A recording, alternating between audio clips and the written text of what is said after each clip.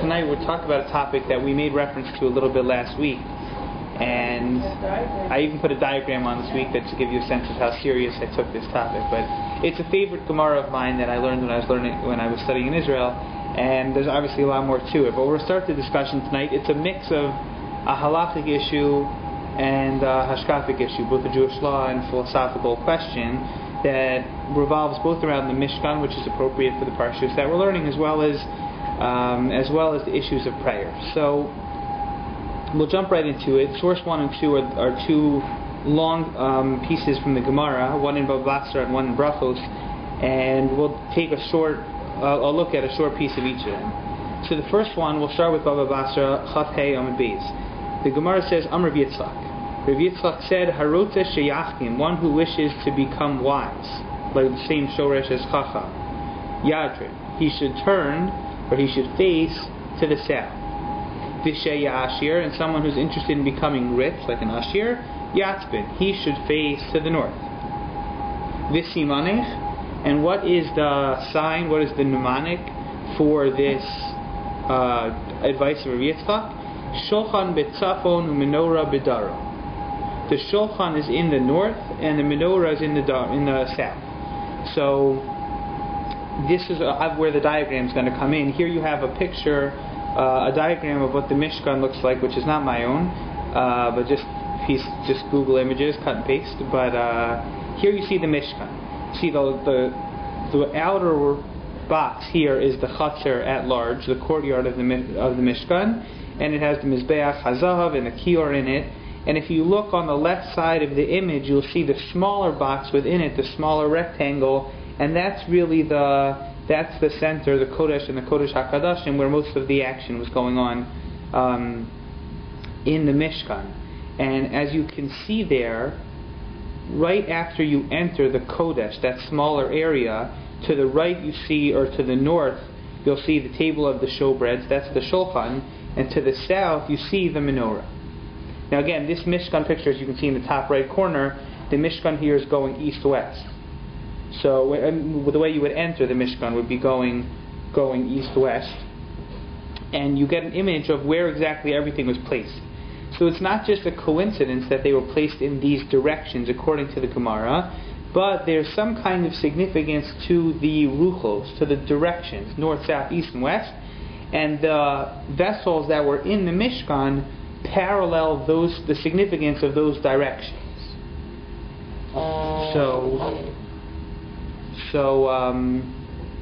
So if you look at it, you have the Shulchan in the north and the menorah in the south.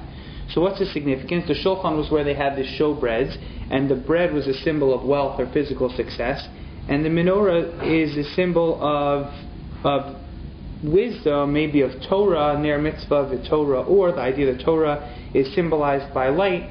So Rabbi Yitzchak comes up with this very interesting suggestion. He says if a person wishes to daven for wisdom, they should daven in the same direction as the menorah was placed. The menorah was put in the south of the Kodesh in the Mishkan, so you should daven south. If a person wishes to daven for riches, for wealth, they should daven to the north, just like the Shulchan was positioned in the north. Comes Rabbi Yeshiva ben Levi back in the source. Rabbi Yeshiva ben Levi Amar Liolam Yadrim. A person should always daven south. Shemitoch shem mischachim misasher. Because when one becomes smart, they also will probably become rich. Now keep that line in mind in terms of how you define chachma. What does it mean a person looks for chachma? So Pashtus is we're talking about chachma is wisdom of Torah, and the light of the menorah symbolizes Torah. But then, what does that have to do with getting rich? Could be an attitude as well, right? Maybe, right. Rich in Torah, then right. You feel rich. Okay, I hear you. Okay, true, for sure.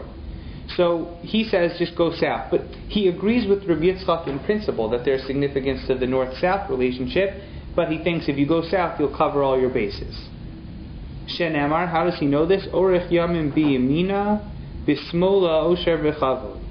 So you have this relationship, that pasuk symbolizes these two directions. So the Gemara asks a question. V'har Rabbi Yeshua ben Levi, this Rabbi Yeshua ben Levi who suggested that we daven south, didn't he say Shechina v'Mariv? Didn't he say that Shechina was in the west. Now he's talking from Babylonia, and from Babylonia west you would end up in Jerusalem. So what did he tell people in Babylonia? They should daven west, they should daven towards the Beit Midrash. So on the one hand, he's telling you if you want to daven for wealth and for wisdom, you should daven south. And on the other hand, he was telling people that they should daven west. So how do you put these two together? So the Gemara says, "De mitzadei atzude." That literally, he said they should go to the side. They should go in between. They should, instead of davening south or davening west, they should daven southwest. You go southwest and everything's fine. Amar le Rav Chanina le Rav Ashi. There's a different angle on that. Yeah. So Amar le Rav Chanina le Rav Ashi. I was trying to come up with the perfect title for this year and I just couldn't do it. I was like, there's got to be a good line. It just didn't come to me. Amar le Rav Chanina le Rav Ashi. The Gemara continues. Rav Chanina says to Rav Ashi, Kigon asun diasvisu bitsafona de Eretz Yisrael. We, the people that are in Bavel, that live in Babylonia, that live north of Israel, right? What should we do? Adrimu adrome. We should daven south. If we're north of Jerusalem, we should dive in south. Uminalan de Bavel Litzvona de Eretz Yisrael Kaima. A good Jewish question. How do you know that Babylonia is north of Israel? So how does he answer? Don't look at a map. He says, look at the Navi. Tichsiv mitzafon tiftach hara'al kol yoshvei haaretz. That the evil will begin from the north, and that's a reference to a description of the relationship between Babylonia and Israel in that time. So if it's coming from the north, you see Babylonia is in the north, and therefore you should dive in south. So, which way do we dive? If you look at this Gemara, for Babylonians, your options are north, south, southwest, or I guess it would come out to be southwest anyway, because he says you should face, the implication is you should face Israel, right? So he says, we're in Babylonia, we're north of Israel, we should face south. The problem with that last statement of the Gemara is if you face south, you won't be facing Jerusalem, right? Because Babylonia is also east of Israel. So he says, what should we do? We're in Babylonia, so the answer was face south. But we established, more or less, that you've got to go southwest. So this is a very strange piece of Gemara. What bothers me about this Gemara to start, and this is really just for discussion because I don't have any answers, but does it make sense to you that you should daven for wealth, or you should daven for wisdom, you should daven north, you should daven south? But I mean, like our standard prayer now, I know it didn't necessarily just then, includes both of those prayers as well. So, right. So, on the one hand, our tefillos, even though they are written in plural form, so we're not exactly just asking for me, and we do ask for a lot of things. We do ask for personal things. We ask for, there should be rain for our fields, which is the equivalent of asking for success in business. And we ask, Atachone L'Adam Das, we ask that we should be wise, we should be successful in Torah, we ask that we should be healthy. We do ask for these things. So, to some extent or another, we're fine with asking for specific things when we die. But does it make sense to you, so I went through this thought process, does it make sense to shift your entire Shemona Esrei towards the issue of wealth? If you're shifting away from Yerushalayim, to any extent, by doing so. So, the one option that we haven't had so far is to face away from Jerusalem. North, it's not exactly away, it's not west from Babylonia, but it's not east. Right. So that's tricky. But how is it... If you have the ability to face as directly as possible, to choose a different direction for a different purpose, seems incongruous. Right. So first of all, we have to establish if there's a value in facing Jerusalem, right. Which is, we're going to get there, but we have to establish why that's significant. I'll say maybe a couple different ideas. But is it appropriate that when I'm saying Rifa'inu, when I'm davening for health, or for the healing of those that are sick, that I'm doing it in the rich direction, or I'm doing it in the Chachma direction? Does this Gemara, I don't know, does this Gemara assume when it says daven, when it says, does it actually use the term, actually I'm not sure, what is this Gemara referring to? Is this referring to Shemona Esrei? I saw today, I saw online that someone quoted from Rav Shlomo Zalman Auerbach that Rav Shlomo Zalman said this wasn't talking about Shemona Esrei, and he basically said Chas v'Shalom. We're not going to tell people that they should turn their whole Shemona Esrei towards riches. Shemona Esrei should be objective and it should be holy. If a person wants to daven, say a Kapitel Tehillim because he's concerned about his business, he should do it facing north. He shouldn't face Mizrach. That was his approach. But as we'll see, I find that very difficult. I don't think that fits this Gemara at all. There's no specific mention of if you're only doing one thing. If you're davening. And when you daven, this is what you should do. And I think that's the most classic reading of this text. But particularly if we're trying to do that southwest. Right. So we have to get to that also. Do we actually... So now how does southwest work? How literally do you take this? There are a lot of questions on this piece of Gemara. How do you take this? That if you're davening exactly south, it works, but if you're davening west, it doesn't work, so then do a little bit of both, and then you get Israel, and you get money, and then you just can't get wisdom, and you can't daven for riches and get what? You daven for Chachma, and then you get Ashiras along the way, that's okay. But it's not so clear, and then you daven southwest, and it has to be precise, exactly south, exactly north, so we'll have to figure all this stuff out.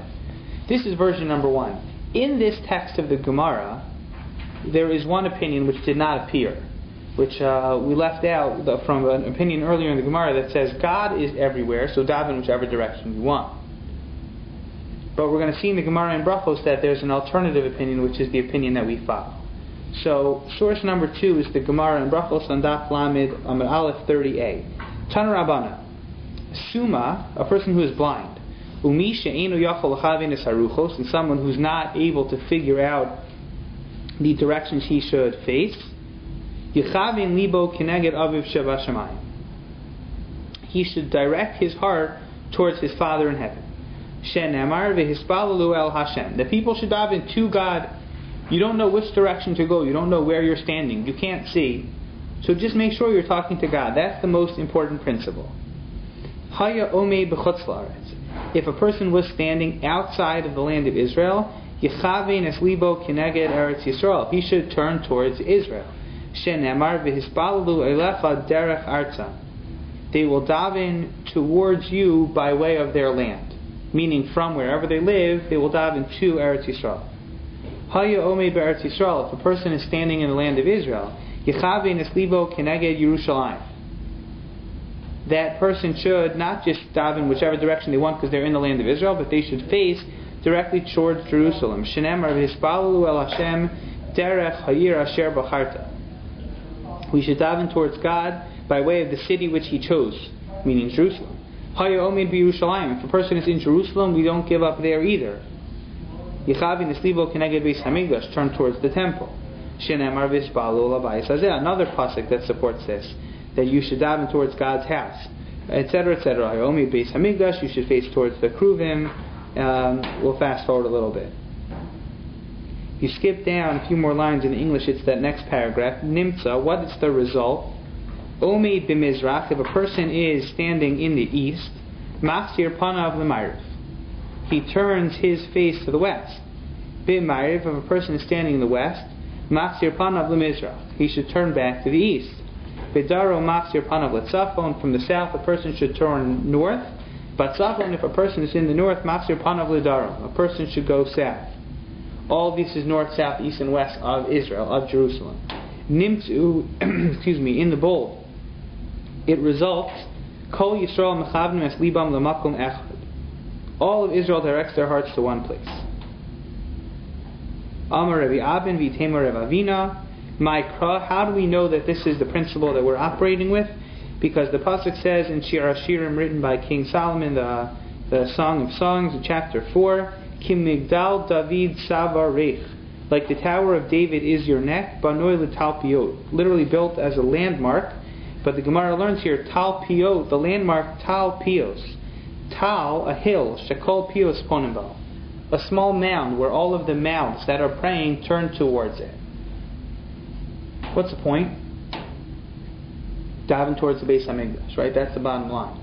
It's interesting the way the Gemara phrases it. You have to go step by step. A person's outside of Israel, it sounds like all we care about is that he faces Israel.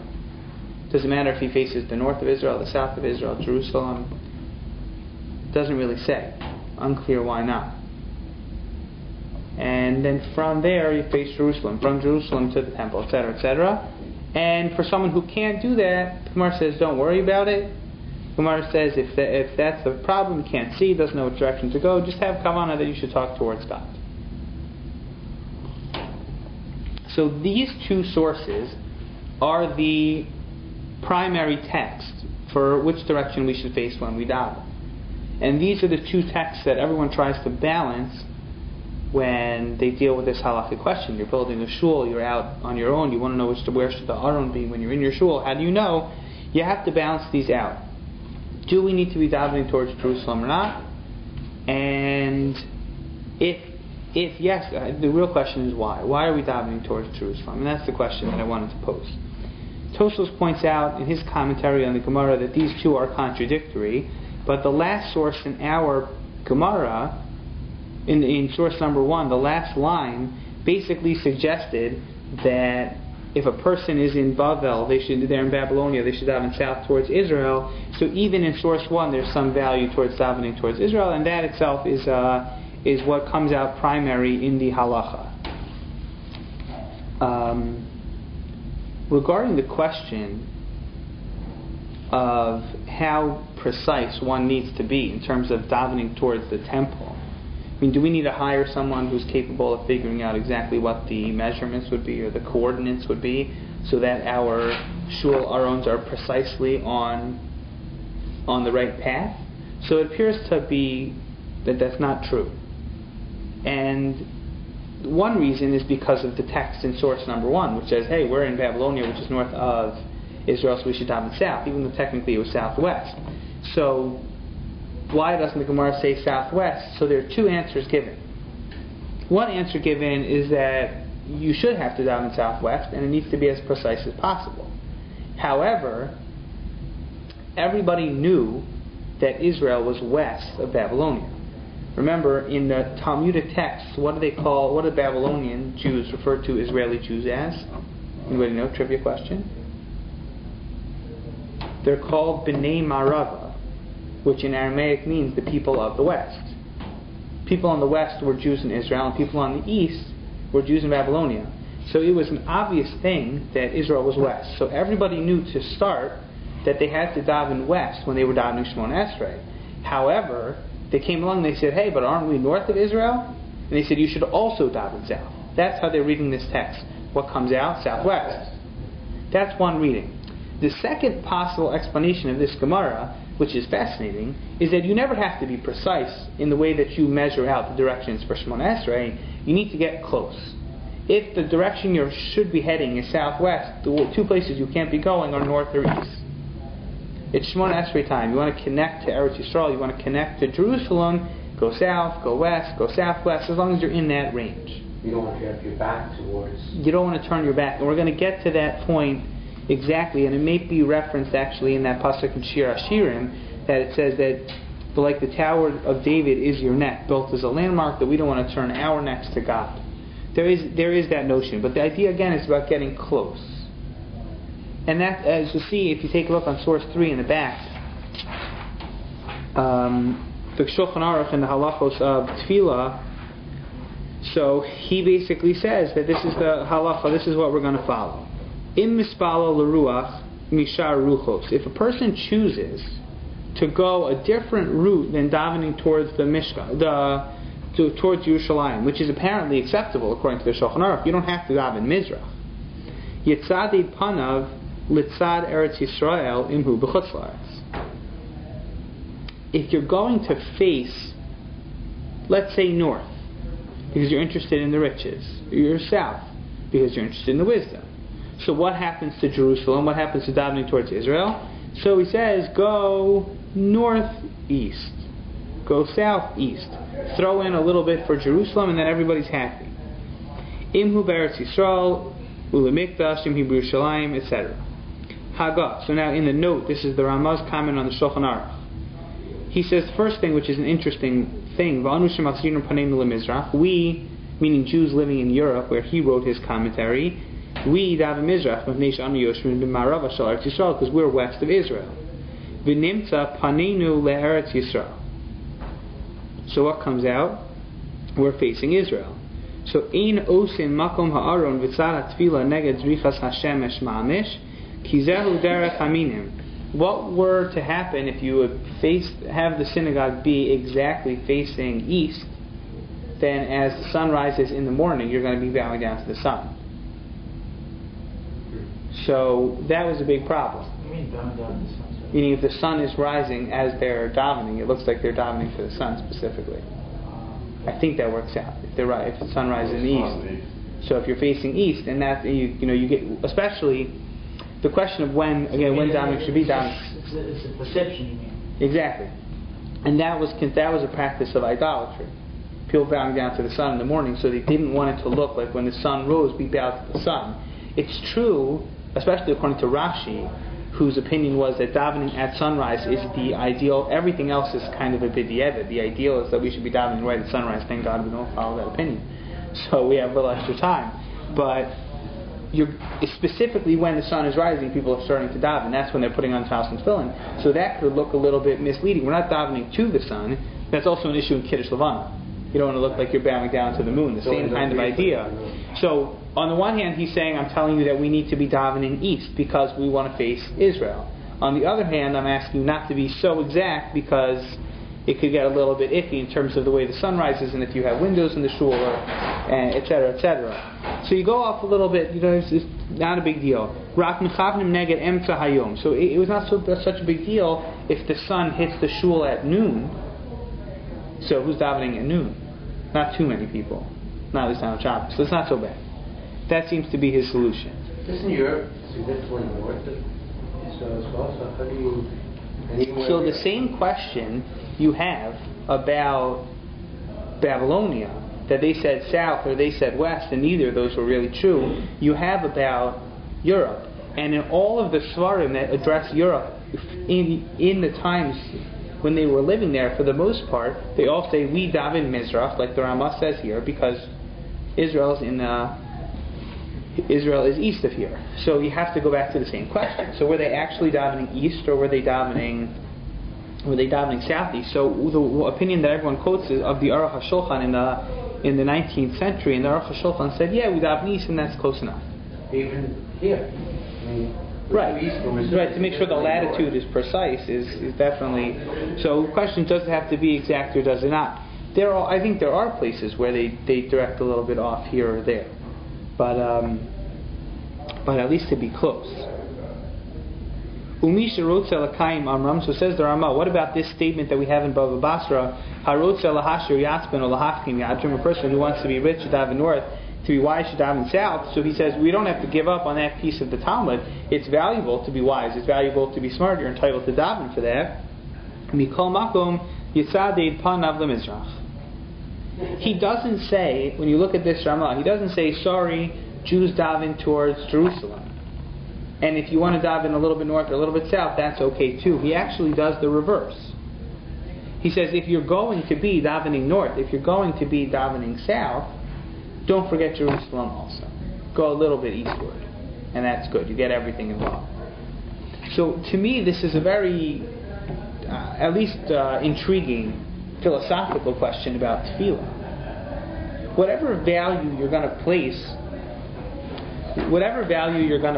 on davening towards Jerusalem, it's going to be trumped by a person's interest in wealth or interest in wisdom. Now again, what Chachma means. Chachma means the wisdom of Torah, or the wisdom of other things, whatever they're looking to get smart on. But how could it be, whatever value we're going to place, I find this very difficult. So, is that something we really need to figure out? And we'll get there. But let's keep going in the halachic issues, on the legal issues first, and then we'll work our way back to the hashkafa. Source number 4 is a comment of the Pri Megadim. The Pri Megadim has a commentary on the Shulchan Aruch that can be found in most editions of the Shulchan Aruch, is found in the back. And the Pri Megadim here is addressing the issue of the Taz. The Taz, unlike what we said from the Ramah, the Taz was of the opinion that if we are northwest of Israel when we're living in Europe, we should be davening southeast. That was the Taz's opinion. So what the Pri Megadim is addressing is interesting. You would think that there probably isn't so much literature on this, but there is when you build a shul and you put the Aron, he's assuming like the Taz, that from Europe we would be south, the Aron and the Ark and the shul would be going southeast. Southeast from Europe to Jerusalem. Where do you put the seat of the rabbi? You're going to put the rabbi in the front. The rabbi sits by the Mizrach wall for whatever reason. A couple different reasons maybe. First of all, it could be sitting at Mizrach. He's supposed to sit in the front and everyone else is facing Mizrach. Another answer which I once heard, which is interesting for other reasons, is that the Shulchan Aruch writes that a person should not sit in the lobby of the shul if it's like, let's say there's overflow, to sit by the front, to sit by the entrance to the shul. A person should try not to take the last seat closest to the exit, because that's the kind of seat that someone takes if they think they may need to slip out, even if they're not planning on slipping out. And it kind of gives the impression that you're not so committed to tefillah. So this is the best seat for the So exactly. So I heard someone say that maybe that's why the rabbis are sitting in the front. Not because there's a value to Mizrach and sitting in front of everyone else, but because traditionally the doors were in the back, and then you want to make sure that people who are interested in davening are there from beginning to end. Not one of those people who's last one in, first one out. So take a seat and stay until it's over. They won't have any problem getting out when everyone else is leaving. So there's a value in that. So positioning the rabbi's seat, now we have the next question, which would be, are we going to my left or to my right? Are we going to the east or to the west of the ark? That's the question. So I also heard, interestingly, the rabbi's not supposed to turn his back to the ark, which is going to be an issue here. So if you've ever seen some rabbis kiss the paroches before they give their speech, they would put their talis against the ark and kiss it before they. So one explanation for that is because they're going to face the crowd and turn their back to the ark. I didn't see that in writing, but I thought that was a very interesting idea. So one of the issues we're going to have is the following. The Pri Megadim says, okay, the shul is going to face Mizrach, or practically for European purposes, it's going to face southeast. So you want to give the rabbi the opportunity to daven south. Why? Because the Gemara says above Basra, you daven south, you'll get smart, you'll get rich. So the rabbi is entitled to that just like everyone else. But if you put the rabbi on the north side, does that make sense? If you put the rabbi on the north side of the room, and then on the south side of the ark, and he faces south, what's going to happen? He's going to turn his back to the ark. If you put him on the south, right, and then he turns that way, he's going to be having his back against the ark. So the Pri Megadim says he's thinking maybe we shouldn't be putting the rabbi's seat over there because it would look it wouldn't look so great. So we see it in the English. He says we don't position the synagogue directly east, rather slightly angled towards the south, which is what the Taz had told us. According to this, the rabbi's place should be on the south side of the ark, and he doesn't need to turn south because without this, he already has. So he says it works out. In Europe, it was very convenient. Since Europe was northwest of Israel, so they need the shul is positioned southeast. So why would the rabbi turn south? So I thought this was very fascinating, technically speaking. Because what we're saying is you want to make a shift in position, and that'll change the way that you daven. So that'll focus your tefillah more on the ability to get wise or to get rich. So you'd have to make that move. But he says you don't have to do that. Because if you're northwest of Jerusalem, you're going to be davening southeast. So then you get both for one anyway, 2 for 1 anyway. So put the rabbi on the south side, and that's fine. He'll daven straight, parallel to the ark, and it'll work out perfectly. But the rabbi davens in the same direction as the congregants davening. But the congregants are also davening southeast. That's what his point was. And to me, I would have said, maybe you have to make a change in direction for this to be successful. He says that's not true. If you live northwest and you're davening southeast, you're automatically getting everything you could possibly want. Which I thought was really fascinating, because you're just kind of pulling all of these ruchos, all of the directions together, whatever that means metaphysically or kabbalistically, I don't know. However, if the shul is exactly east, the rabbi should sit north of the ark so that he may turn south. Which is exactly what we said. That if he sits north of the ark, and then he turns a little bit south, so then he'll actually be facing into the ark. if the shul was directly east and he was standing on the north side, so then turning south wouldn't be a problem at all because he's above the ark, so he would just face it, and this way he would be east and he would be south, and he wouldn't turn his back to the ark, so that's not a problem. Because in the south it would appear like the rabbi is turning his neck from the Holy Ark, which is a problem. Okay, so that's the Prima Gadim. So that's a little bit of the technical issue. Now we have South Africans in the room, right? So a large selection of South Africans. So it happens to be that I was lucky enough to find some sources on South Africa. You guys remember directions the synagogues face in South Africa? No, right? Is that what they do? I assume so. It has to be, right? So apparently there were, I may have it mixed up, but I think in Johannesburg, I saw that in Johannesburg they had it right, and everyone was davening north, and in Cape Town there was a little bit of an issue. That's what I heard. That's what I heard. I have to look back to find. I didn't bring the source with me. Now you get in trouble between my wife. She's from Johannesburg. I'm from Cape Town. I didn't realize. Okay.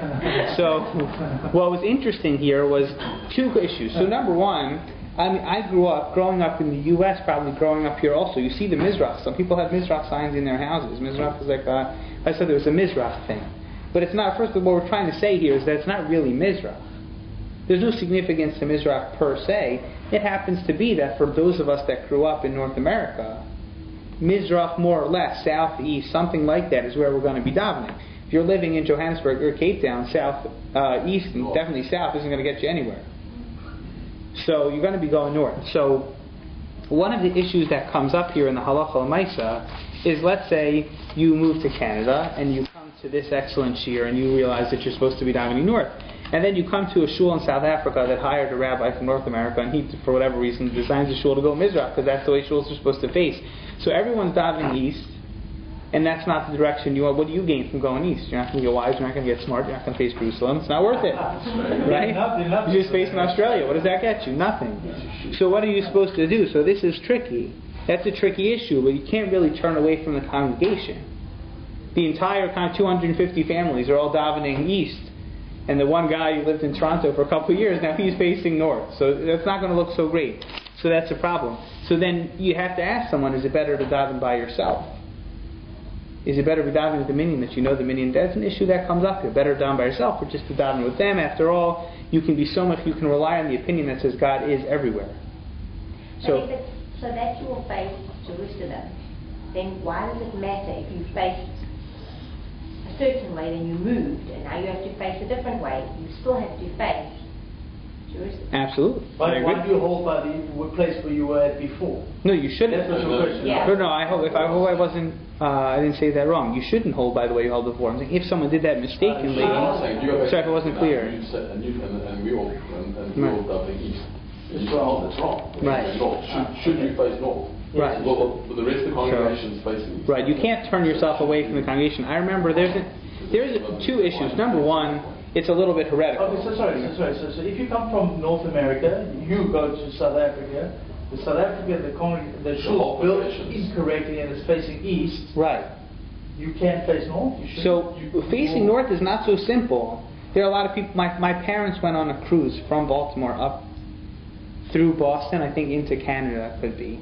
And my father told me that there were tons of. It wasn't a kosher cruise, but it was. There were a lot of Orthodox Jews on the cruise, and they decided to get together and have a minyan. There must have been 25 Jewish couples on this cruise. So he told me that they got the managers of the cruise gave them a room that they weren't using, and they said no problem, feel free. And the one issue, they couldn't figure out which way to daven. So you had people davening east, people davening west, people davening north, and somebody taking pictures of the whole thing just because they thought it was hilarious. But it's a big problem. It's especially a problem when everybody else is facing one direction, and you, because you know better, are turning your back to the ark. You're turning your back to the entire congregation. Even though you're facing the right direction, No. saying it's So pointed out to the rabbi, it's not so easy to daven in a shul and not face the ark. That's not something that we encourage for sure. So is it better to just go with what everyone else is doing, but daven with the minyan? That's the technical issue. Practically, that probably won't come up so much because most places are built correctly. But theoretically, that's an issue that you have to address. You said in Cape Town the shuls were not so good. I think that there was, it was probably fixed up by now, wherever. But the tshuvos, the response to that went back and forth. Were saying, I think it was in Cape Town. I could be wrong. Maybe I mixed them up. Maybe it was Johannesburg. I don't know. But Yeah, but in one of the places specifically, they said that this was an issue, that they weren't exactly going north. Every time they make them face the beach. wherever the best view is. Right. There's nothing wrong with putting the shul on the beach per se, just the actual direction you face. But why face Jerusalem at all? So this is the question. So why are we what? Right. So it's obvious if you face north you get rich. If you face south you get smart. So that's all good stuff. Why face Jerusalem at all? So that's really one of the questions we have to ask. Especially because you're facing a Mishkan that's been destroyed. Right? So thank you for saying that. That's a great question. If you're davening towards the Beit Hamikdash, so what do you gain from davening towards the Beit Hamikdash? There is no Beit Hamikdash. Exactly. And we don't know where the ark is, where it's buried. Right. Well, right. So this is a very it's a good point. I think you're going to see something very interesting. So for the purposes of understanding why I face Jerusalem, I went digging and digging and digging, and I could not find what I was looking for. I couldn't find anything that really, really sold me until I found source 5. But source 5, I'll throw it out to you. You got to make this decision for yourself. To put this in context, this is from Sefer Devarim. This is a Sifri, which is the Midrash on Sefer Devarim, and it refers to the dialogue between Moshe and God when Moshe tells the Jewish people that God told him he can't enter the land of Israel. So Moshe basically tells the people that he went to God and he prayed and he prayed and he prayed, and God demanded that he stop praying because the power of his prayers was so strong that it would overturn the decree which God did not want to happen. And stop praying, and I'll make you a compromise, more or less. God says, come up onto this mountain and you can see the land of Israel, and that's as much as I'm going to give you. That's the context. Al Tosef in the bold, Daber Elai, stop speaking to me on this matter, meaning stop praying for it. Ale Rosh HaPiska, go up ascend to the top of the cliff. Mikan Hay Rebbe Elazar ben Yaakov Omer, Rebbe Elazar ben Yaakov would teach, Yafet Tfila Achas Yoser Mimea Maisim Tovim. This is something to think about. One strong prayer is more powerful than 100 deeds, because Moshe got this compromise from God, so to speak, from his prayer, which all of the things that he did for the Jewish people couldn't earn it. So tefillah has that tremendous power.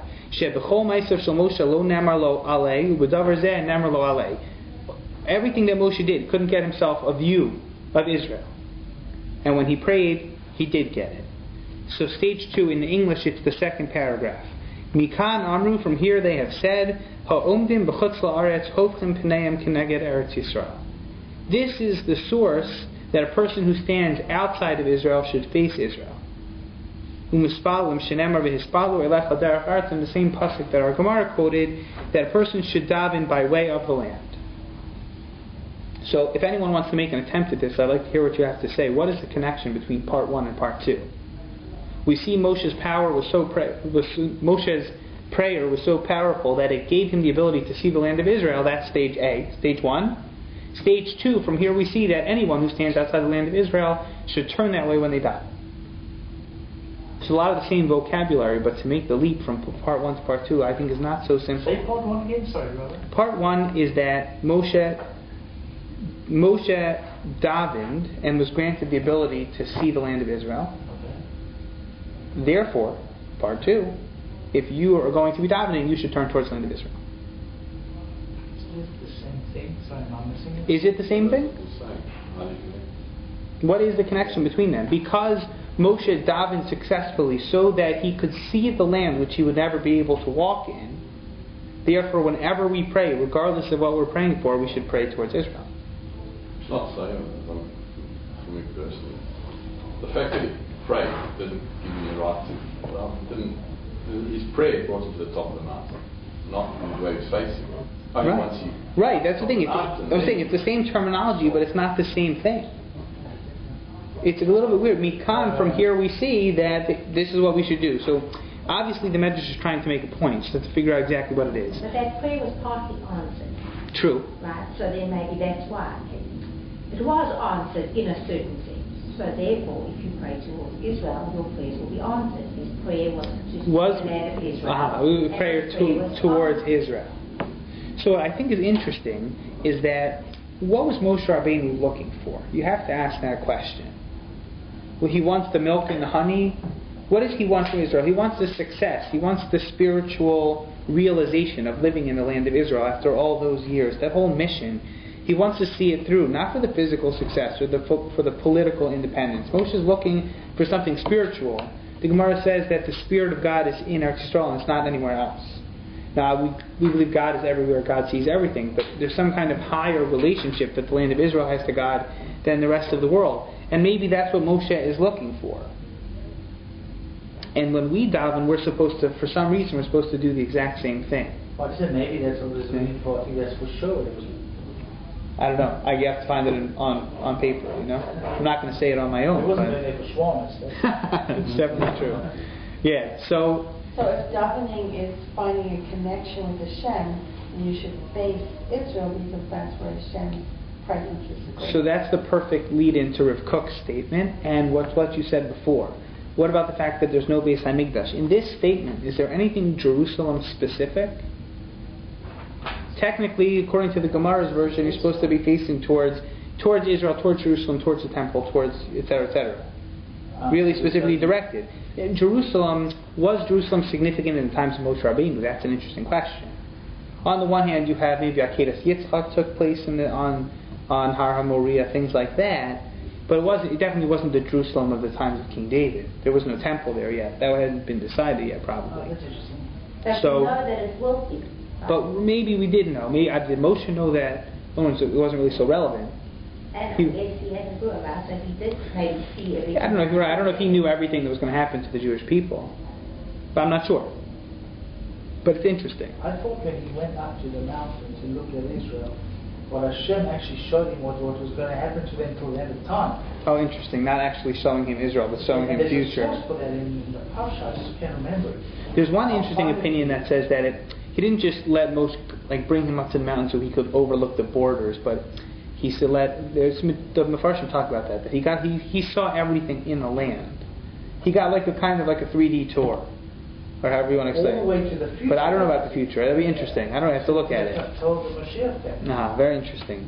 There's a famous Gemara about Moshe Rabbeinu sitting in the class of Rabbi Akiva, not knowing what was going on.